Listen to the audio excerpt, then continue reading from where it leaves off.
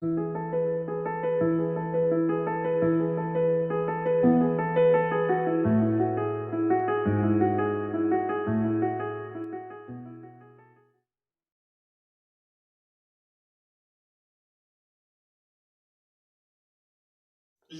व्यवस्था के ऊपर सीखा था। किसके ऊपर? लिखित व्यवस्था। बोलिए बोलिए। लिखित मैंने व्यवस्था। आपको कहा था व्यवस्था कितनी बार लिखी गई, बताया था कितनी बार लिखी गई? 3 बार। बोलिए बोलिए। 3 बार। फिर से बोले। 3 बार। अच्छा, पहली बार जो लिखी गई थी क्या हुआ? टूट गई। हाँ, फिर दूसरी बार जो लिखी गई फिर वो संदूक में रख दी। शाबाश। फिर तीसरी बार हमारे हाँ देखो सुने, जर्मिया के अंदर परमेश्वर ने, यहोवा ने, रोई ने, युद्ध बाबे ने एक प्रतिज्ञा की कि अब मैं नहीं वाचा। क्या जी? नहीं वाचा। वो पत्थर की पट्टियों के ऊपर नहीं कहा, हमारे हृदय की पट्टी, मांस रूपी दिल के ऊपर लिखी होगी। पहले तो लिखा है मैं तुम्हारे दिल को शुद्ध करूंगा। क्या करूंगा? फिर उसके ऊपर मैं अपने अकाम, अपने नियम, अपने कायदे कानून लिख दूंगा। ठीक, प्रभु को धन्यवाद। तो पिछले सप्ताह में हमने भविष्यता, लिखित भविष्यता देखी थी। आज हम जीवित भविष्यता देखने जा रहे हैं। लेकिन भविष्यता को हम हिब्रू भाषा में क्या कहते हैं? तोरा। बोलिए बोलिए। तोरा। इंग्लिश में लॉ। और उर्दू में शरीयत। हाँ, शरा। उसको शरीयत भी बोल सकते हैं, शरा भी बोल सकते हैं। ठीक? लेकिन एक्चुअली जो शब्द है वो है तोरा। बोलिए तोरा। और एक बार फिर से यहाँ आज हमने 4 अक्षरों का शब्द लिख दिया है। हमने तब लिखा है, बाब लिखा, रश लिखा, हे लिखा है। यहाँ भी पिक्चरें बनाई हुई है।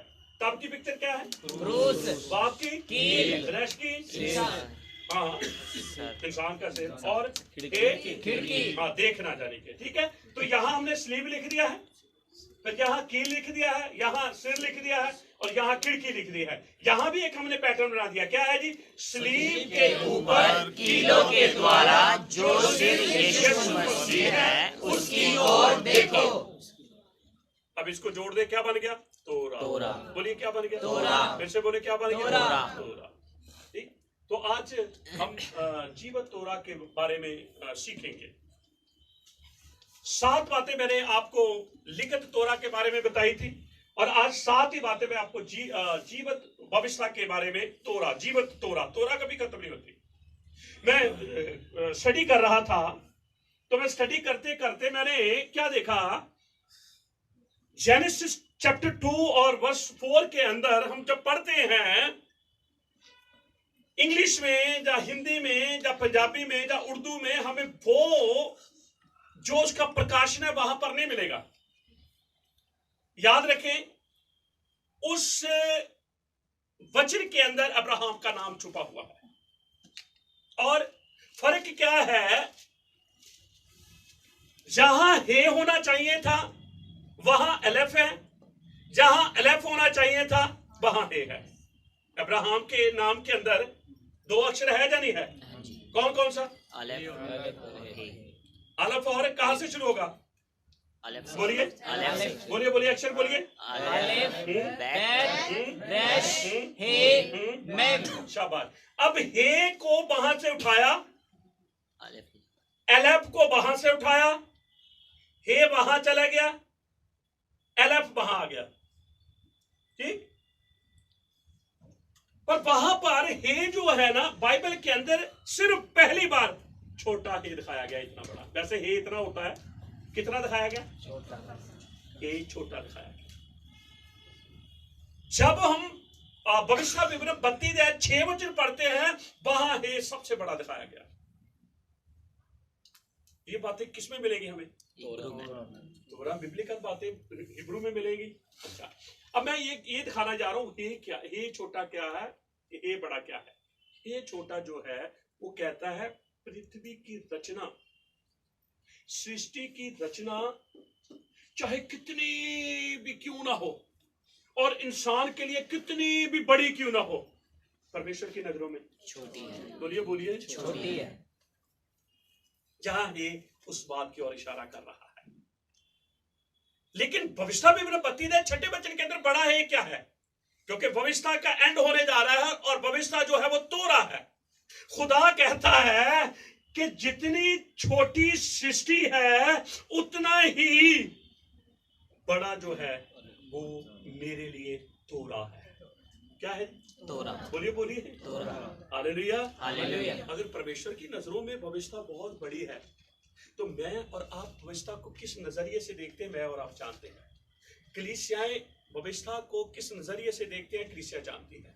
लोग कहते हैं, हो पाजी यहूदी बन गए। अच्छी बात नहीं है, यहूदी बन गए। मैं कोई चोर तो नहीं बना, कोई डाकू तो नहीं बना, कोई स्मगलर तो नहीं बना, कुछ यहूदी बन गया ना। यहूदी का अर्थ क्या है? महिमा करने वाला। ये याद रख ले। क्या बन गए आप? महिमा करने वाले। खुदा को कौन चाहिए? महिमा करने वाले। कैसे? आत्मा और सच्चाई से। आपको पता है स्वर्ग में एक सीट खाली है, जिसका हमने अभी अभी अभी जो हमने स्टडी ली है, आराधना वाला। हाँ, शैतान क्या करता था? आराधना। सीट खाली है, और वहां पर कौन बैठेंगे? जो आत्मा और सच्चाई से उसकी आराधना करेंगे। हालेलुया। हालेलुया। तो जीवित व्यवस्था, कौन सी व्यवस्था? जीवित व्यवस्था। मैं आपको बताऊंगा, एक जगह है ब्रैकेट में भी है, एक छोटा है, एक बड़ा है, एक बाकी हर जगह बिल्कुल नॉर्मल है। और जब भी आग का खंबा नजर आता था, वो हे के रूप में आता था। कैसे? एक का अर्थ ही क्या है? खुदा की हजूरी। जिस नाम के आगे खुदा की हजूरी होगी, जिस परिवार के आगे खुदा की हजूरी होगी, जिस घर के आगे खुदा की हजूरी होगी, क्या बुराई वहां जा सकती है? नहीं।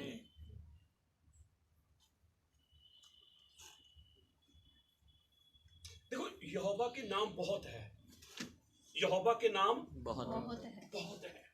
किसी दिन मैं अगर आपको नाम लिखूं तो बहुत नाम है। आपको पता है मूसा को कौन सा नाम दिया उसने? जब जलती झाड़ी में मूसा से मुलाकात हुई और यहोवा ने उसको अपना नाम दिया, मैं हूं। क्या कहा? फिर से बोले, क्या कहा? मैं जो हूं। हाँ, मूसा कहता है, मुझे पूछेंगे किसने तुम्हें भेजा, तो तुम उनको बोल देना मैं हूं ने मुझे भेजा है। अब मैं हूं जो शब्द है हिब्रू में के अंदर हम बोलेंगे तो अहिये। बोलिए अहिये। फिर से बोले अहिये। फिर से बोले अहिये। अहिये। अब अहिये जब शब्द बोलते हैं, ना तो जीभ तालू के साथ चिपकती है और ना होंठ आपस में चिपकते हैं। ये याद रखना है। ये कभी भी दिमाग में नहीं आएगी बातें। सुनने वाले आप भी सुन लो, कभी दिमाग में भी नहीं ये बातें आएंगी। इसलिए प्यार से पूरे एपिसोड को देखा करो। हालेलुया। हालेलुया। हालेलुया। बोल के देखो फिर से बोले क्या आपकी जुबान तालू के साथ चिपकी? क्या होंठ जुड़े? नहीं। क्योंकि मूसा परमेश्वर का नाम ले ही नहीं सकता था। जो भी वो नाम लेता था उसकी जीभ तालू के साथ चिपकती थी, उसके होंठ जुड़ते थे। तो उसने तो कहा मैं तो बोलने में बताऊं, मैं तो बोल ही नहीं सकता हूं। तो खुदा कहता कोई नहीं, मैं अपना नाम ही तेरे मुंह में आसान नाम डाल दूंगा। ना तो तेरी जीभ तालू के साथ चिपकेगी, ना तेरे चिपकेगी। हालेलुया। तब उसने क्या बोला? मेरा नाम क्या है? आइए बोल दे जाके, आइए। ले, तेरी जीभ भी नहीं काम की, तेरे होंठों ने भी नहीं काम किया। तो ये कैसे सीखेंगे अब? बिब्लिकल बातों में हिब्रू बहुत जरूरी है एक पास्टर के लिए। हालेलुया। हालेलुया। हालेलुया। हालेलुया। आने वाले दिनों में इन चीजों के ऊपर हम गौर करते जाएंगे। इसीलिए हमने एक भाग को लेकर अलग अलग, मैं चाहूंगा कि अलग अलग भागों में हम जाएं, जो और बहुत सारी बातें जो खुदा ने, यहोवा ने, अदरोही ने मुझे दी, मैं आप लोगों से बांटता जाऊं। तो जीवित व्यवस्था बोलिए। जीवित व्यवस्था बोलिए। जीवित व्यवस्था बोलिए। बोलिए जीवित व्यवस्था। यीशु मसीह कहता मैं मर गया था यूना, और आप जीवित हूं। बोलिए बोलिए जीवित हूं। यीशु को किसी ने मारा नहीं? बोलिए कोई मार सकता था? नहीं। कोई हथियार बना? नहीं। जब वो मुझे और आपको कहता तुम्हारी हानि के लिए कोई हथियार ही नहीं बना, तो यीशु की हानि के लिए हथियार कैसे हो सकते? यीशु मसीह ने कहा कोई मेरे प्राण मुझसे ले नहीं सकता, मुझे हक है दे दूं, मुझे हक है वापस ले लूं। हालेलुया। हालेलुया। यूना को कहा यूना मैं मर गया था, तूने मुझे देखा क्योंकि तू क्रूस के नीचे था। मैंने रिस्पॉन्सिबिलिटी तुझे दी थी। मरियम के बारे में जब बातचीत हो रही थी तो एक बड़ी जिम्मेवारी दी थी, क्योंकि यूहन्ना उस जिम्मेदारी को निभा सकता था। और उसको जब उसको आत्मा में स्वर्ग में ले जाया गया, एक सवाल और आ गया है, तो नहीं मैं दूंगा नहीं, फिर अगली बार मैं चाहूंगा कि उसको हम करेंगे, सीखेंगे। तो यूना को कहा, देख यूना मैं मर गया था, अब मैं जीवित और युगन युग जीवित रहूंगा। ठीक है, तो सुने, जीवत भविष्यता तोरा बड़ी है खुदा की नजरों में। तोरा कभी भी खत्म नहीं हो सकती। तोरा का खत्म होना यीशु का खत्म हो जाना। Hallelujah, hallelujah. अगर यीशु खत्म हो सकता है, तोरा खत्म हो सकती है। अगर यीशु नहीं खत्म हो सकता, तोरा भी खत्म नहीं हो सकती। सुने, तो यहां पर हमने यूहन्ना 8:7 से 46 वचन, जॉन चैप्टर 8 वर्स 7 से 46, यहां पर हमने ये लिखा है कि जीवत तोरा जो है यीशु, वो क्या है? पवित्र है। बोलिए बोलिए, पवित्र है। 40 वचन के अंदर यीशु मसीह ने लोगों के बीच में खड़े होकर कहा, कौन मुझ पर गुनाह साबित कर सकता है? इसका अर्थ क्या है? वो पवित्र है। बोलिए बोलिए, वो पवित्र है। थोड़ा सा और डीप कहिए।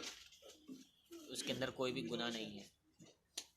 सबके बीच में, या ध्यान से सुनिए, सबके बीच में यीशु कहता है, कौन मुझ में गुनाह को साबित कर सकता है। डीप जा सकते हैं आप? तुम सब गुनाह आप में सब गुनहगार हो, यस, तुम सब गुनाहगार हो, पर मैं पवित्र हूँ। लोग कहते हैं यीशु ने अपने आप को पवित्र भी कहा। समझना पड़ता है, कहा तो उसने बहुत बार है। फिर उसने कहा, पहले वो पत्थर मारे जिसने गुनाह ना किया। बोलिए बोलिए, जिसने गुनाह न और यीशु मसीह ने देखा, सब चले गए, औरत ने देखा, सब चले गए। औरत ने कहा कि मुझे किसी ने सजा नहीं दी। यीशु मसीह कहता, मैं भी तुम्हें सजा नहीं मैं दे सकता हूँ, पर मैं तुझे सजा नहीं आगे से गुनाह न कर। तो इसका अर्थ है, जीवत भविष्यता जो यीशु है, क्या है वो? पवित्र है। तो हमने लिखित भविष्यता में भी पढ़ा था। अगर आपके पास नोट्स हैं लिखित भविष्यता के बारे में, वो एक दिन नोट्स निकाल लीजिए। आपके पास कॉपी में अगर आपने लिखा है, नोट्स लिखे हैं, आपकी कॉपियां कहाँ है भी? ये मोबाइलों से बात नहीं चलेगी। जाओ क्लास में, स्टूडेंट अपने बच्चे को भेजना मोबाइल देकर, किताबें, बच्चे किताबों में फोटो, सारी फोटो खींच ले, किताब खुल ले, फोन से जाके पढ़ दो। अब मैंने आपको पूछा है, किसने पिछली स्टडी किसने लिखी? किसी ने लिखी नहीं। लिखित भविष्यता निकाल के रखे, हम पढ़ते जाएंगे, आगे बढ़ते जाएंगे। ठीक है, भविष्यता क्या है? पवित्र है। कौन सी भविष्यता? शाबाश, कौन सी भविष्यता? अब हम जीवित भविष्यता को एक तरफ अब लिखित भविष्यता को रिपीट करेंगे, और दूसरा हम सीखते जाएंगे कि जो जीवित भविष्यता यीशु मसीह है, वो सारी चीजें उसके साथ जुड़ रही है। ठीक है, लिखित भविष्यता में पहला पॉइंट कौन सा है? व्यवस्था पवित्र है। कहाँ लिखा है? रोमियो ऐसे लिखा है ना कि वो पवित्र है। अब हम यूना 8:7 और 40 वचन में पढ़ते हैं, यीशु पवित्र है।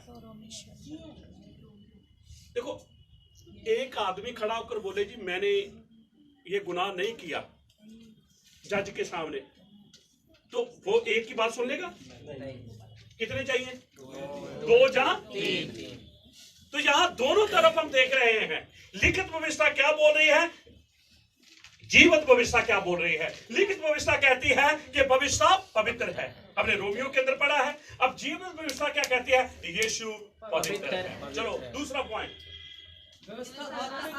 बोलिए बोलिए, व्यवस्था आत्मिक है। कौन सी भविष्यता? लेकिन जीवन भविष्यता क्या कहती है? 14, 25 और 26 वचन। यीशु आत्मिक है। था या नहीं था? 100% वो आत्मिक था, 100% वो शारीरिक था। अब शारीरिक का अर्थ ये है कि 100% वो परमेश्वर था, 100% वो मनुष्य के रूप में वो सोता भी था, खाता भी था, थक भी जाता था, और जो जो इंसान के जीवन में जो चीजें आती हैं सारी यीशु मसीह ने उठाई। लेकिन परमेश्वर के रूप में वो कहता, जा तेरे पाप क्षमा, अपनी खाट उठा चल फिर। इंसान कह सकता है? नहीं, तो कौन कह सकता है? परमेश्वर। परमेश्वर के रूप में भी उसने कार्यों को किया, और इंसान के रूप में भी। ठीक है, तो हमने दूसरे पॉइंट में देखा मत्ती 14 का 25-26, जैसे भविष्य आत्मिक है लिखित व्यवस्था, वैसे ही जीवित भविष्य थोड़ा जो है वो पवित्र है। तोरा का हमने पैटर्न पढ़ा तो था, क्या पैटर्न था बना? सलीब के ऊपर, क्या है? सलीब के ऊपर कीलों के द्वारा, जहाँ लिखा तो है क्रूस के ऊपर कीलों के द्वारा जो सिर है यीशु मसीह की ओर देखना। तो फिर ये तोरा कौन है? यीशु मसीह। हाँ, तो तभी तो मैंने यहाँ यीशु लिख दिया है। तोरा जो यीशु है वो पवित्र है, तोरा जो यीशु है वो आत्मिक है। तीसरा पॉइंट लिखित व्यवस्था क्या है? व्यवस्था भली है। बोलिए व्यवस्था भली है। मत्ती 19:16-17 वचन में पढ़ेंगे ना, तो वहां एक आदमी भागकर यीशु के पास आकर घुटनों के बल ये कहता है तू भला है। यीशु से कहता है तू मुझे भला क्यों कहता है? मुझे पूरा तो बता ना। लोगों से सुनकर कहता है कि जब तेरे अंदर ये खुदा के आत्मा ने डाला है कि सच में तुझे पता चल गया है कि मैं ही भला हूं, लेकिन वो सही जवाब नहीं दे पाया। कभी कभी हम सुनी सुनाई बातें बोलते हैं, कभी कभी जिंदगी के अंदर वो बातें गुजर जाती है हमारे जीवन में, फिर हम उन बातों का अंगीकार करते हैं। तो जैसे व्यवस्था भली है वैसे ही तोरा जो यीशु है वो भला है।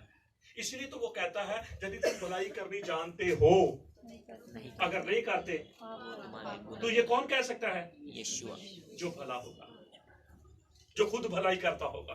अब मैं भलाई करूं ना और तुम लोगों को कहूं भलाई करो जी, और कोई ना कोई उठ के कहेगा भाजी आप तो भलाई करते नहीं। हम खुद यीशु को कह सकते हैं क्योंकि यीशु मसीह ने इतनी भलाई की कि उसने अपनी जान भी मेरे और आपके लिए दे दी।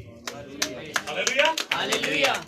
ठीक है, चौथी बात, व्यवस्था हमारी आत्मा को खुशी देती है। है या नहीं है? तो यूना 15-11 वचन के अंदर क्या लिखा है? कहता मेरी खुशी तुम्हारी खुशी में पूरी हो जाए। यीशु नहीं है तो खुशी भी। हम कितना कुछ कर लें, हम बड़े बड़े फंक्शन कर लें, लेकिन जो आदर यीशु मसीह का है अगर हम उसे ना दें फिर मेरी और आपकी खुशी क्या होगी? अधूरी है। मसीह का हमारी खुशी में आ जाना हमारी खुशी पूरी हो जानी है। ठीक है, तो हमने चौथा पॉइंट देखा है यूना 15-11 में यीशु मसीह खुशी। लेकिन व्यवस्था 5वां क्या कहता है? व्यवस्था के द्वारा पाप की पहचान होती है। शाबाश। और यहाँ हमने क्या लिखा है? यूना 8:7, यीशु के बिना पाप की पहचान ही नहीं है। अगर यीशु ना आता पाप की पहचान ही नहीं थी, क्योंकि हर कोई पाप में जीवन जी रहा था। कोई भी धर्मी नहीं, एक भी धर्मी नहीं, सबने पाप किए, सारे परमेश्वर की महिमा से रहित। ठीक, तो 5वीं बात जो हमने देखी है, भविष्य के बिना पाप की पहचान ही यीशु के बिना भी पाप की पहचान नहीं है। 6वां, व्यवस्था को विश्वास व्यर्थ नहीं ठहराता। लोग कहते हैं व्यवस्था को स्थिर कि करता है। अब विश्वास आ गया है, अब जो विश्वास आ गया है तो अब हमें भविष्य की जरूरत है। पर वचन क्या कहता है? विश्वास जो है वो भविष्य की बातों को स्थिर करता है, मजबूत करता है। मत्ती 5:18 वचन में हमने पढ़ा है कि यीशु ही स्थिर है। यीशु डामाडोल था जब उसको कोड़े पड़ रहे थे, जब उसके मुंह के ऊपर थूका जा रहा था, कोई आकर उसके मुंह के ऊपर थप्पड़ मार रहा है, कोई उसकी दाढ़ी को नोच रहा है, यीशु से स्थिर था। उसने कहा वही मेरा चेला जो मेरे वचन के ऊपर खड़ा है। स्थिर है। जो घर चट्टान के ऊपर बना है वो स्थिर है, और चट्टान के ऊपर जो घर बना है वो उसका घर है जो उसका वचन सुनता है, मानता है। वो लिखा बुद्धिमान इंसान की तरह है जिसने अपना घर स्थिर किया है। Hallelujah, hallelujah, hallelujah. और यीशु से क्या था? परमेश्वर का घर। खुदा का आत्मा किस में रहता था? जब यीशु मसीह जमीन के ऊपर था, खुदा का आत्मा किस में था? यीशु में। वो डामाडोल में था। हमारे अंदर भी पवित्र आत्मा आता है, चला भी जाता है, कभी आ जाता है, जब ज्यादा हम सीरियस हो जाते आ जाता है, जब थोड़ा सा डामाडोल हो जाते चले जाने का अर्थ है काम करना उसने रहेगा तो है, मोर तो हो गए हैं, पर काम करना उसने बंद कर। काम कब करता है? जब हम उसमें आनंदित रहते हैं। कुछ भी होता रहे, और ऐसे बहुत सारे भाई बहन हमारे बीच में हो सकते हैं ऐसी परिस्थितियों में भी प्रभु का दिन है। उनसे ना डरो जो तुम्हारे शरीर को नाश करते हैं, और उनसे डरो आत्मा और शरीर को नाश करते हैं। हालेलुया। दुख मेरे आपके शरीर को नाश कर सकता है, कष्ट मेरे और आपके शरीर को नाश कर सकता है। कष्ट और दुख कभी भी हमारी आत्मा को नाश नहीं कर सकता। अगर दुख के कारण हम खुदा से दूर हो जाएं, कष्टों के कारण हम खुदा से दूर हो जाएं, दोनों चीजें गई, शरीर भी गया है, आत्मा भी गया। Hallelujah, hallelujah, hallelujah.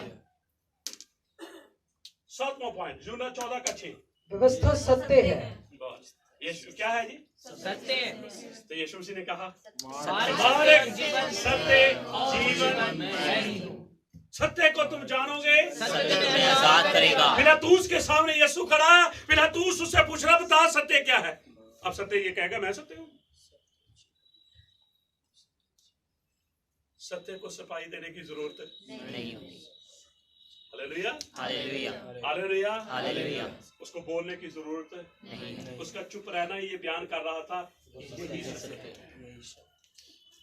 अगर लिखित भविष्य सत्य है तो जीवन वही अंदर जब आ गई वही भविष्य सत्य बन गई। मिलकर बोलेंगे हालेलुया, हालेलुया, हालेलुया, हालेलुया। आप आराम से जाकर इन वचनों को घर जाकर पढ़ें, अपनी बाइबल में अंडरलाइन करें, और आपको ये आप इन वचनों को याद रखें कि लिखित भविष्य जो है वही जीवित भविष्य है।